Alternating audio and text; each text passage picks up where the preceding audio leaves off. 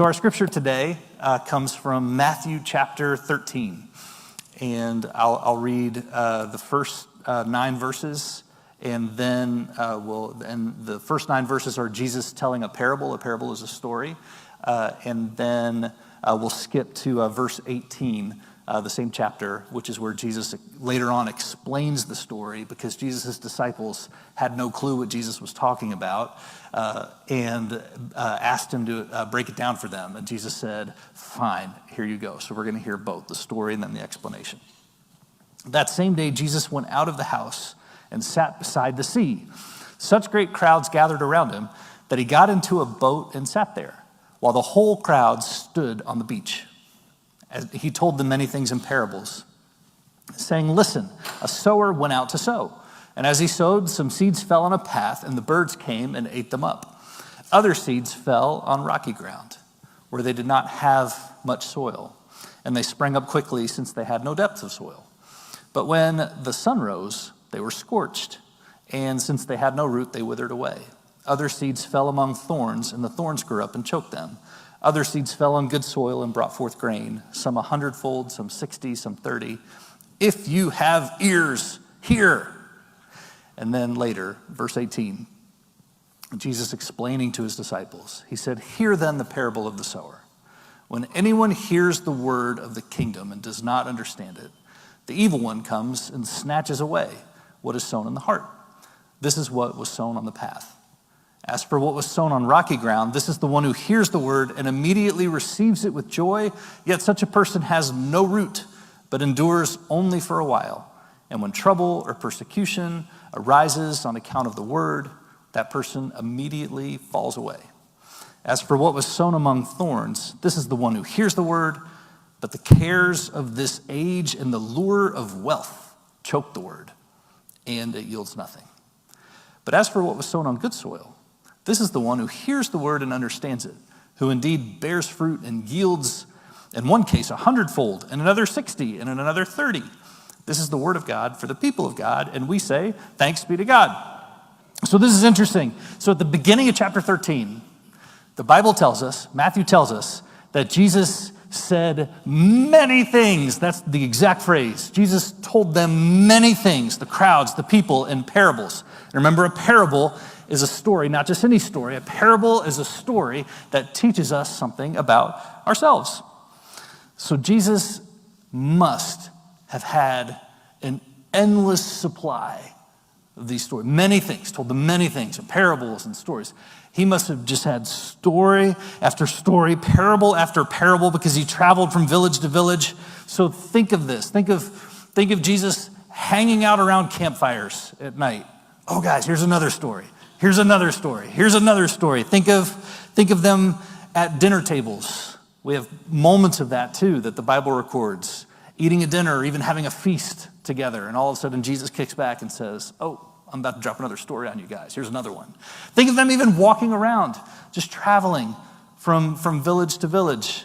They don't have iPads. They don't have phones, nothing to entertain them. But Jesus, please tell us another story. This walk is so boring. It's like, fine, here you go, guys. I got another one. Just this endless supply. Do you have a relative who's a really good storyteller? Someone in your family, or maybe a friend. You just love the way they tell stories. They're just so good at it. It's the kind of person when they tell you the same story for the 20th time. Maybe that person in your family is sitting next to you in worship today. Don't point at them. They tell the same story for the 20th time, but you don't care.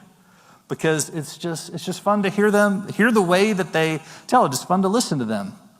It's the kind of person where maybe you have this kind of person, like in your friend group, where if something really memorable or interesting or funny happens to you, you actually prefer the way that they tell the story even better than you tell the story, because they just have this knack, this gift, this way with words. Jesus must have had this ability. He must have, because so many people wanted to hear Jesus teach.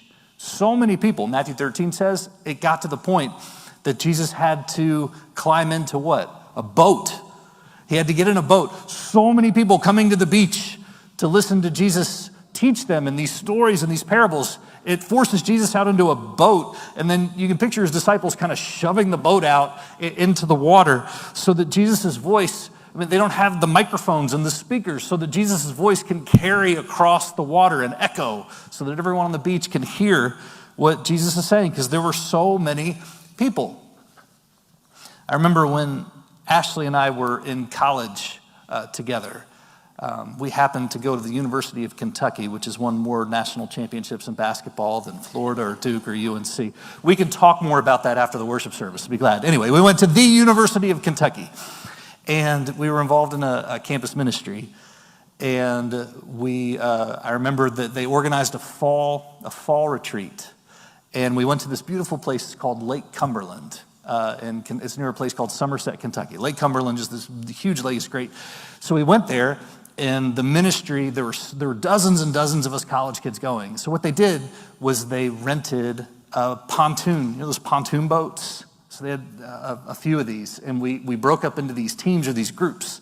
We're on these pontoon boats and just had a blast. So we came up with this idea. We said, oh, I know what we should do. And I'm sure someone was thinking of Matthew 13, is we would have these morning devotions, is how we would kind of begin the day. So we all woke up early, we got onto these pontoon boats, and we found this little island, like this cove kind of thing. Like Lake Cumberland is massive, and found this little spot. And so the pastor who was with us, who was doing the teaching for the retreat, his name's John, and so we took John and we put John on this island, right?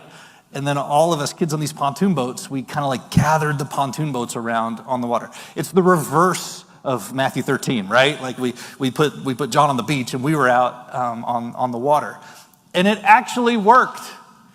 He was able to talk, and his voice carried and echoed across the water.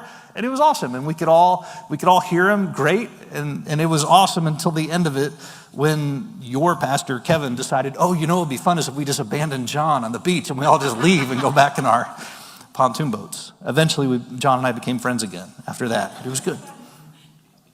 And so whenever you guys are ready to organize Longleaf at the lake, just let me know. Let's go, right? So this day at the beach in Matthew 13, here's the way I picture it, is people are just having a great time, spellbound, just leaning in. And Jesus is doing his thing, telling story after story.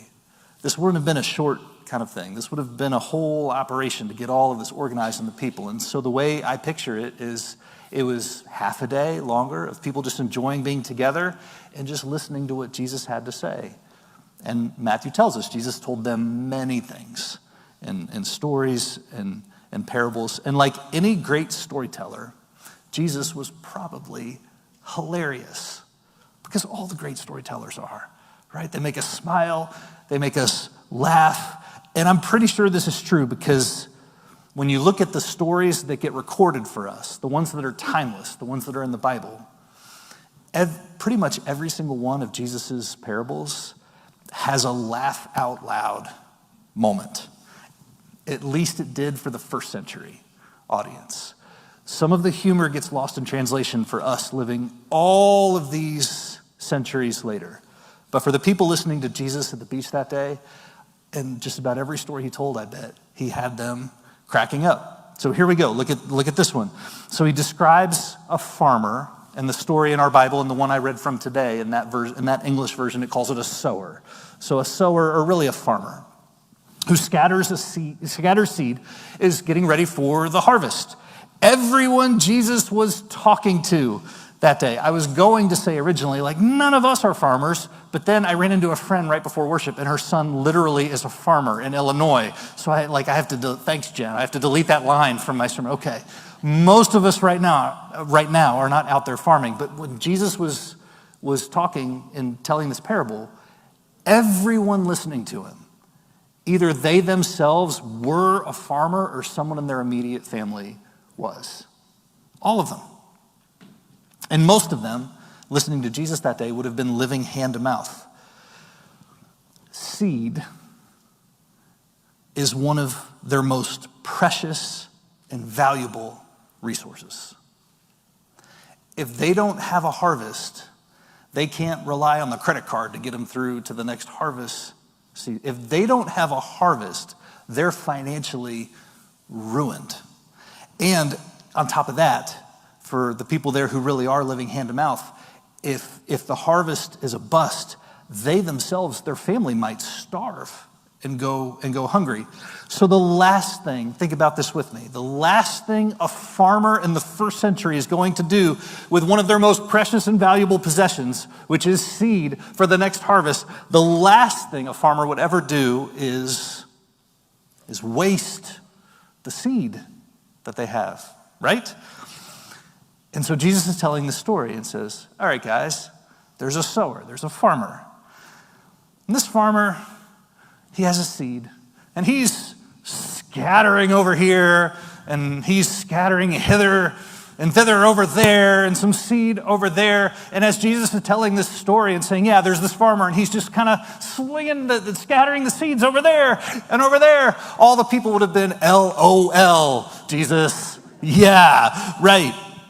This Mr. Farmer ain't going to be Mr. Farmer much longer, who's this reckless and careless and has no clue how to carefully sow and plant seed. Think about that for a moment. In Jesus' story, who does that farmer represent? It's not a trick question. Who does the farmer represent in Jesus' story? We could say God, yes, that this is God. In this farmer in Jesus' story, God in Jesus' story, is scattering seed everywhere. The farmer isn't waiting for the soil to be good enough. In Jesus' story, God is walking around not saying, oh, good soil, this good soil, okay, this is where we plant, this is where the soil is. No, the path, the rocks, the thorns, where the sun scorches everything up, everywhere it gets planted. The seed just goes everywhere in this story. The farmer is not looking and waiting for soil to be good enough. The farmer just scatters and sows, even in places with a very low chance of growth. You could even say, even in places that are helpless and hopeless and beyond any sense, the farmer even goes there and scatters seed. You guys, are you with me? We could do a whole sermon just on that, but that's not what we're talking about today. So back to what we are talking about. How many different types of ground, how many different types of soil were there in Jesus' hilarious story about let's count them up. So we had, what was one of them? Can you remember? Call it out for me. One. Okay, so we had the rock, right? So we had the rocky ground. So there's one. What's another one? Hard ground. Thank you, yes. So there's this place that Jesus calls the path. So you have this hard ground, this path that people walk on. So that's two. Was there another one? Thorns, thanks. So this place, the thorns, and we sometimes think of that as like where the weeds, the thorns, right. So we have, so before we keep going, so we said the rocks. What was the problem with the rocks when the seed gets scattered there? It doesn't. And there's no root, and so the sun comes and like scorches it and burns it up. This is what you and I felt like mowing our grass a couple of days ago. Yes, are you with me, church, right? Just scorched, burned up. So the seed that falls on the path, on the hard ground, what happens there? I'm sorry, I said it backwards. The path is the sun that scorches it up. The rocky ground is where there's no root and yeah, all right. Wait, no, I had it right. I promise I studied this, guys. Jeff, help me. So we're going to do the sermon together now. So the birds eat it up on the path, right? Okay. And then the rocks is the sun where it scorches it. And then what was the problem with the thorns? It chokes it out, right? Was there another kind of soil? Yeah, the good soil. The good soil. So Jesus tells lots of stories. We know this. Matthew tells us this. So then what that means for us is the stories like the one we're talking about now, the parables that if you're like me and I've been around church for a long time, and what happened for me is when I was younger, when I was a kid and a teenager, I heard some of these stories and parables of Jesus, and they've been with me for the rest of my life. It's amazing to me, and I've talked to other people who's the same kind of thing.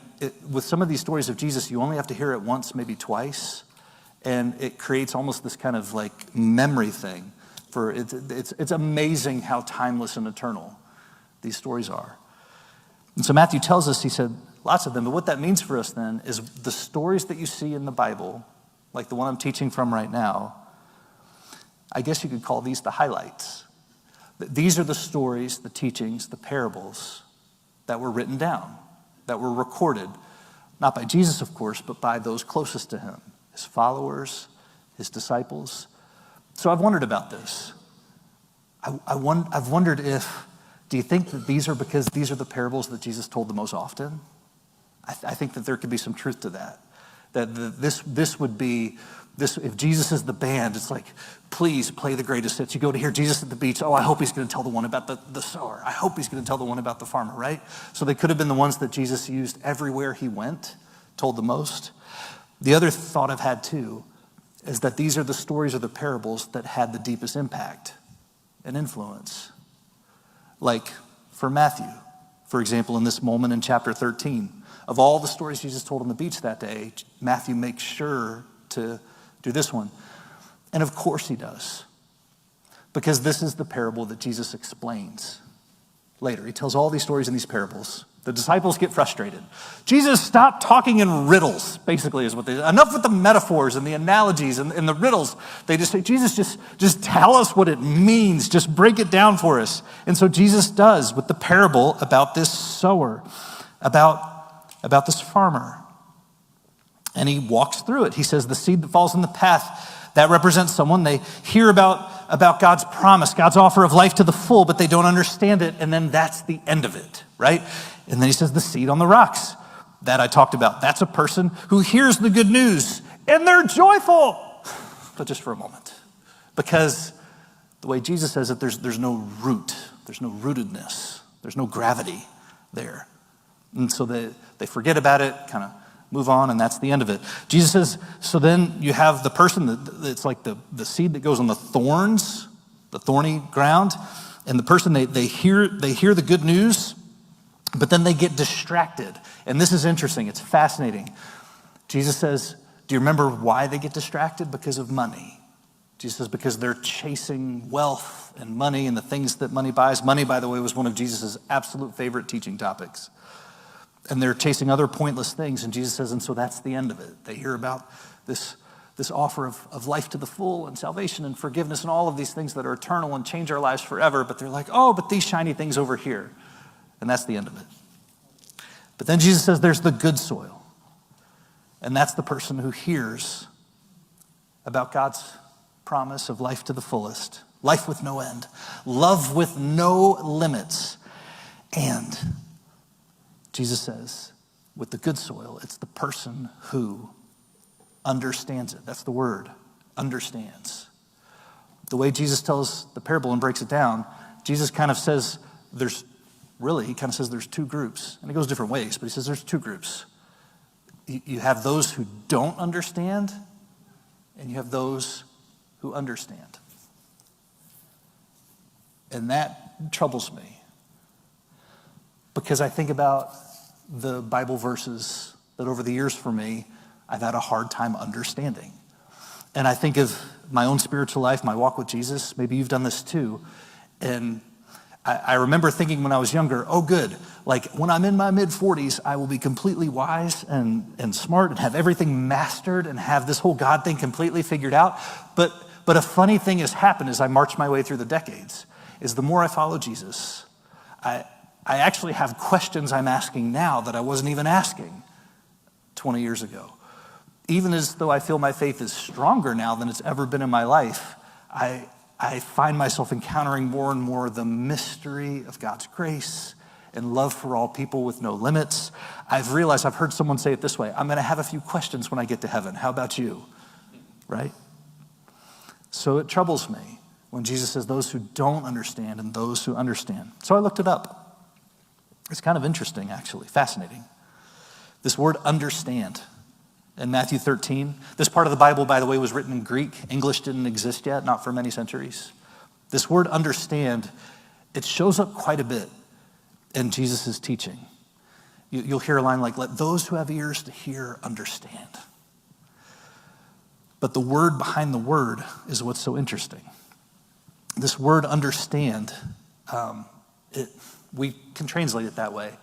Do you know what it means, though, if you literally take this Greek word and bring it into our language in English? It literally means something like bringing things together. Bringing things together. There's other ways to say understand in Greek. There's a word for saying understand that has to do with knowledge, with head knowledge. So that's the word we think of like in classrooms and schools and like when you're taking a test. Do I understand it or do I not understand it, right? So there's a word for that. That's not the word, though, that Jesus uses in Matthew 13. He's talking about bringing things together. The root of that word, it's related to English words like symphony. Or another word I found too was the word synchronize. Bringing things together. I kept thinking about this and I thought, oh, we have a way of saying that when we talk to each other. Put it together. We're putting it together. This is more along the lines of what Jesus is talking about. And Matthew 13 is people like you and I putting it together, putting things together. It's not about gaining head knowledge. It's not about cramming for a test when Jesus says, do you understand or not understand? It's not about impressing the teacher or nailing the interview or outperforming our peers. None of that. When we hear the word understand, when Jesus says it's the good soil, it's the person who understands. Really, what he's saying doesn't have to do with being smarter or better or having more knowledge or being able to quote Bible verses. No, Jesus is saying that there's this good soil, and it's the person who's starting to put things together. They're putting it together, which means I might not get it right the first time, or you. We might not get it right away. We might not get it for a long time. We might sort of kind of have it or a grasp on something, and then it kind of like gets away from us, and then we keep chasing after it more. We might feel like we've taken a step back in our spiritual journey or completely relapsed. Relapse, by the way, is part of recovery. Completely relapsed and fallen off the wagon like we're all the way back to kindergarten. And Jesus says, you know what? That's okay because today is a new day, so let's start putting it together again. Today's a new day. New mercy, new forgiveness, new life, new grace. And so I could almost imagine Jesus meeting us here. Let's say it is Longleaf at the lake. Lord, make that happen. Longleaf at the lake, and Jesus is here. Wherever each of us might be in our spiritual journey, I believe Jesus would look at us and say, today's a new day. What are we going to put together today? How are we going to start putting things together? Even if we feel like last week, some things sort of fell apart. I used to think of the 4 different kinds of soil as 4 different kinds of people. But now that I've been following Jesus for a hot minute, I see it differently than I used to. Because when I get honest with God about who I am, who I'm not, who I'm trying to become, I am those 4 kinds of people. Hang with me. I know that sounds a bit schizophrenic. Hang with me. I am those 4. You might know what I'm talking about. I am those 4 kinds of people. I used to think, oh, it's that person, it's that person, it's that. And I want to be the good boy. I want to be the good soil. But I'm all 4. I'm the path. I'm that hard path. I'm the thorns. I get scorched by the sun. And sometimes, though, not every day, but sometimes, I am pretty good soil.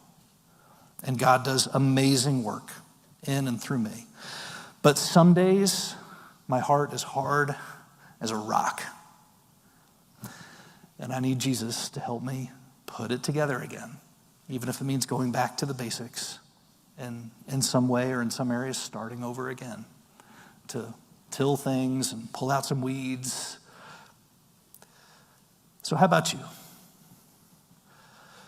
What is God trying to help you put together in your life, in your soul, in your faith? Is there wisdom that God wants to give you? Is there a new understanding that you need? Is something in your life confusing, complex, difficult? Is there a shame or a guilt or something? Is there a healing, a freedom that God wants to bring you today?